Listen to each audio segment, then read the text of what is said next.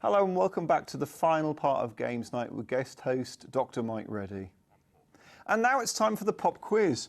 If you've been watching closely, you may have heard some crafty Easter eggs in the show. Rush to the forum at XLeague.tv or send a message to gamertag GamesNight with the catchphrases and who said them, and you could win a very small quantum of glory.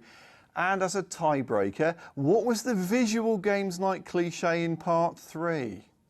And talking of giving credit where it's due, in the last week or two we have heard about Itagaki suing Tecmo and GTA 4's Nick Bellic voice actor Michael Hollick being upset at the level of royalties for what has been a smash hit. So, do credits matter to gamers or just developers?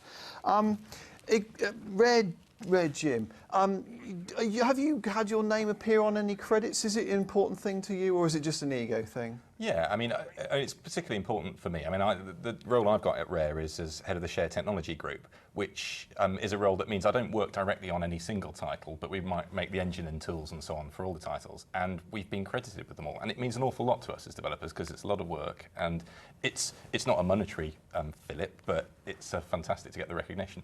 Okay, because obviously for some people, Dory, for some people it is a royalties thing, isn't it? So what's your take on the current issue about suing Tecmo from Itagaki? This Itagaki thing is an interesting one, and I'm certainly going to be personally quite keen. As any reader of our site knows, we're quite fans of Itagaki. I've met with him several times. But I really don't know where this one is going.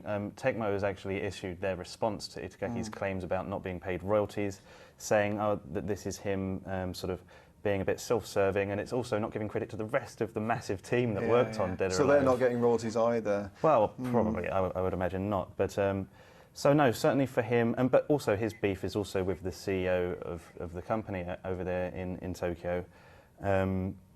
But I mean, do you not think it's brinksmanship though? Because I mean, it's been widely reported that he said, if you don't like it, quit or sue us. And so he did both, didn't he? Well, I mean, that's from his statement, and if that is to be believed, then I would say fair play. And frankly, sort of the quality of games that he puts out, it's not like he's going to be short of directions to take now. Personally, I think he'll find a home quite quickly at Microsoft, but we'll see. It does mean that Dead or Alive 5 is in question. Ellie, do you think that we should have a kind of authoritative equivalent of the IMDb, a kind of web-based credit system for computer games? Do you think that would be a good thing? I think that would be great. I mean, as a journalist, that would certainly be very useful just for research. I think there is a site called Moby Games that has a lot of people, but it's no, and it's not very up to date. And so, yeah, I think something like that would be good. And I think credit is important. And again, I'm not a developer or a publisher, but I know from journalists' point of view, you know, Edge magazine, which is one of the most popular, most respected magazines in this country, they don't have bylines. And I've talked to journalists who've done work for them over the years who kind of resent that, because Edge is a respected magazine and they think their work's good, and they don't get recognised, they don't get known within the games industry for their writing, and I think that is a shame. Okay. Well, Examiner Jim, when you play games, do you make a habit of looking at the credits? We have to look at the credits if they're linear, but we look at all cutscenes, all linear material. You never know. That's really interesting. I've never thought of that. All of the cutscenes we watch in full, and so obviously sometimes usually the credit roll is a linear piece of video, so we tend to watch that as well. But I mean, IMDb actually does cover video games. Okay. They've got quite a lot of video games on there, and they at the moment kind of focus on the voice talent, but they're also putting a lot of the behind the scenes guys on there as well. Yeah, but theirs is also fairly, you know, it's not very comprehensive. No. In terms of the quantity of games that it has full developer listings for. Okay, you mentioned byline. Can you just elaborate for our viewers? Did I? Oh, sorry, that was me. I beg your pardon. Byline is just your name, basically. So when I write an article for Eurogamer, it says by Ellie Gibson at the top. If I was writing for Edge, it would just have a little E for Edge, not Ellie symbol at the end of it. You mean it doesn't stand for Ellie? Okay. Okay. Well, generally though, I mean, are you the kind of people who go to the cinema and watch right to the very end to get all the names of the people? Watch the game. I'm interested to watch game credits sometimes, just to see sort of, you know. Because obviously there's spoilers and there's bloopers and all sorts of things in films. Do you think game credits could actually warrant having kind of like, you know, these hijinks or these extra? Of course, many games do have sequences which, you know, they have more sort of story complete sort of sequences after the credits, and sometimes even levels after the final credits. And songs. I used to, when I wrote game manuals, I used to thank my friends and fictional people I'd made up in the thank yous, and got away with it quite a few times. Okay. Well, obviously the Portal is one of the classic end game credits. If anyone hasn't played it, then they really should, just for the end credits. And Burn the Road. And if anyone gets to Ninja Gaiden 2's end credits, then they can pat themselves on the back. Yeah, so post up on the forum if you get to the end credits for Ninja Gaiden, and send Dory. Well, the great thing about that, of course, is that they've got really good leaderboards, so there's no place to hide for people who claim they've done it when they haven't. Okay. Look, I'm going to have to stop you there, or we won't have time for our end credits, which obviously are voluminous, as you know. Here's a snapshot of tonight's review scores. Okay, so here we have Lego Indie at 32, Ninja Gaiden 2, I was surprised it was only 31, I was expecting it to be higher. And Akami, like, storming in there with one blip of 7, and otherwise a really good score. So how does this affect the overall leaderboard? Let's have a look. Well, obviously GTA 4 hasn't been toppled from its throne here, let me tell you, but Akami is sneaked in as joint number 2, which is a really good thing. Let's hope that reflects in sales. Please go out and buy it. In fact, buy a Wii and then buy Akami. And then obviously Lego Indiana Jones sneaks in right at the very bottom there as well. So 2 kind of big shifts in the table from just today's show.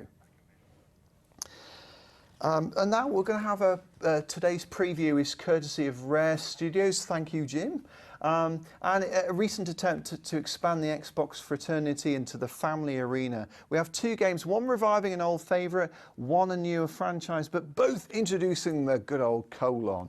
We have Banjo-Kazooie colon Nuts and Bolts, and Viva Pinata colon Trouble in Paradise. Rare Jim, could you talk us through the footage for this? I prefer less emphasis on the colon. Right. First up is Viva Pinata 2.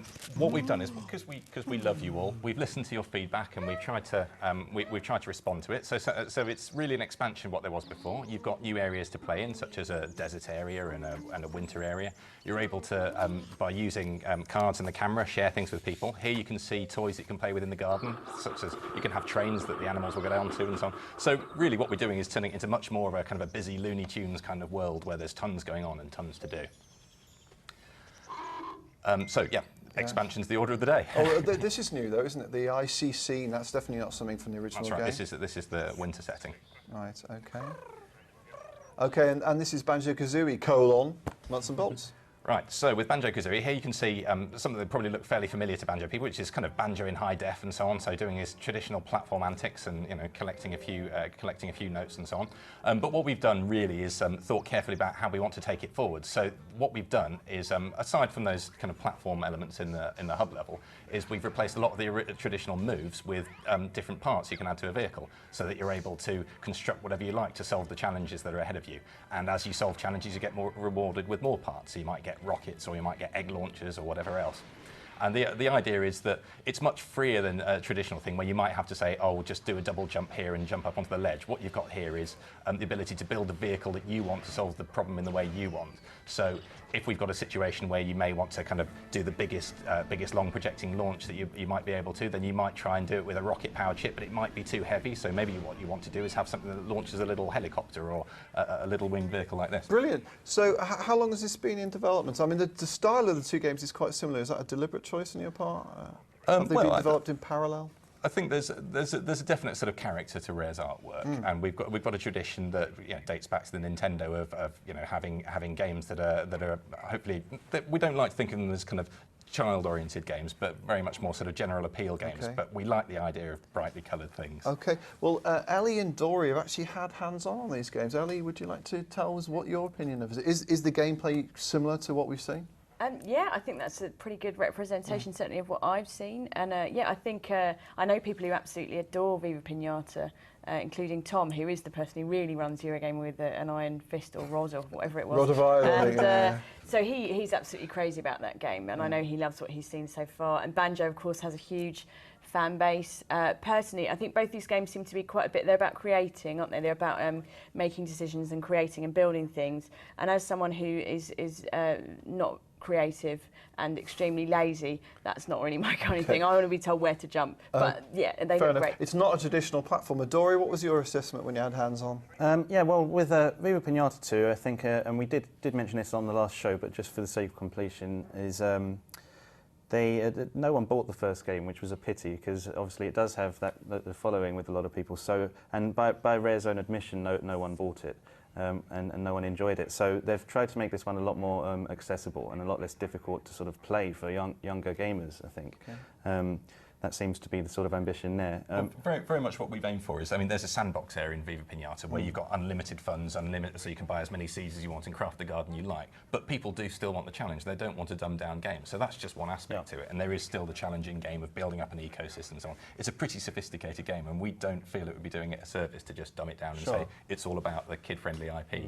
Okay. And well, one thing I wanted to say about, or ask, I guess, about Banjo 3 is whether or not we're still going to have this sort of toilet humour that the originals were so sort of famed for. Okay. Because well, talking of toilet humour, Examiner Tim, no implication there. Are you looking forward to this game? Yeah, the Viva Pinata one particularly, I think looks absolutely great. I think the first one had quite a following, quite a cult following probably, but it does look like a good fun game. Okay. I mean, just on the issue of, you know, it being... I'm sorry.